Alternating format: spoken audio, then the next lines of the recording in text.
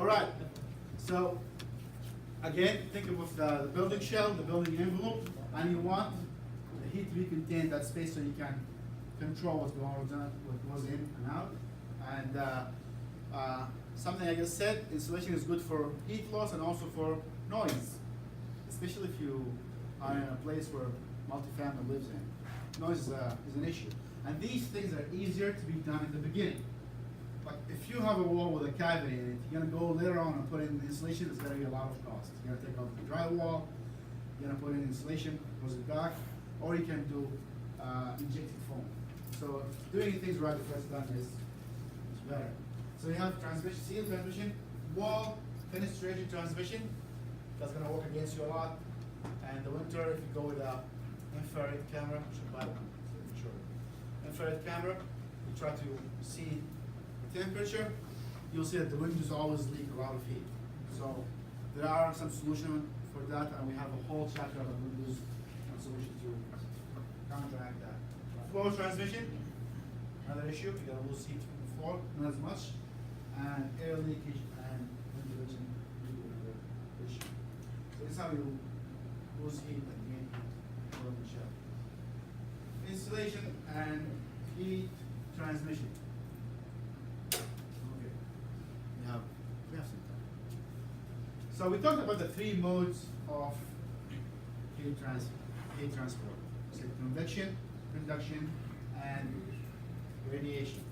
So imagine this is a wall or a cavity. It has all three modes in it. You have radiation from one wall to another. You have convection because you have some air inside.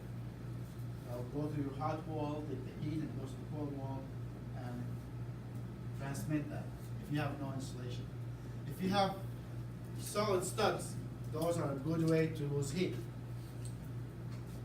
So sometimes if you have a wall, and again you go with the infrared camera, you'll see the studs are the main ways where you lose a lot of heat. And also if the house is kind of humid, probably in the wall you see condensation on some areas rather than other because they are studs. And there's ways to, again, counteract that by putting some insulation in the dry wall. So you have all three modes in a wall, especially if it's not insulated. Convection, the air moving through it. Air is a very good insulator, but the problem is it moves. So if you can't keep a molecule of air like still, that would be great, but it doesn't. It keeps moving all the time. And when it moves, it does convection over time and move things from one place to another. That's why double glass windows are filled with what? Filled with air, not air. Either nitrogen, argon, some gas that does not inert gas, thank you, noble gases, that does not conduct energy as well and does not move as much. If it leaks and you get air inside, that's when you lose ability to conduct air. Somebody thought of making glass in a vacuum, but let's just suck all the air there and vacuum it. It worked a little bit, then what happened? Yeah. When you vacuum glass, you're gonna have thick glass, which makes it more expensive to withstand the pressure. Otherwise, it's gonna be very fragile. Somebody will come and knock at the glass and it will shatter.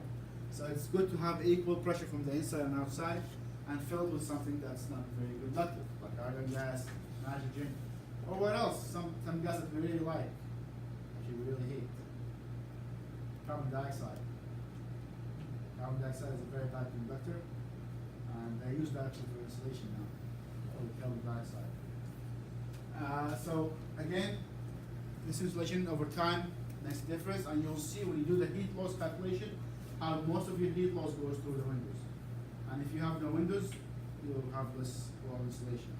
And that's why a lot of houses have shutters that will come down and shut off the air from going back and forth. And again, you have all three modes of heat transport to a wall, and that's why if you open a dry wall, a brand new dry wall, you'll see insulation, and you'll see also a shiny floor to reflect the heat. Okay. Think of the thermos again. What does a good thermos do? Okay, 80 or a Stanley or any of the high-end thermos that keep the temperature for at least what it is. Foam insulation, we have vacuum, that's why it's metallic. Once the thermos loses the vacuum, it will lose heat like crazy. So vacuum is very important, and it has reflective surface. So you want these things in your house, one way or another. Probably we can have vacuum, so we can fill with some other kind of insulation. But you want to have a building shell that's not very heavy and expensive, and also stops heat from leaking in and out. Okay, I'll stop here, and I will finish the other stuff on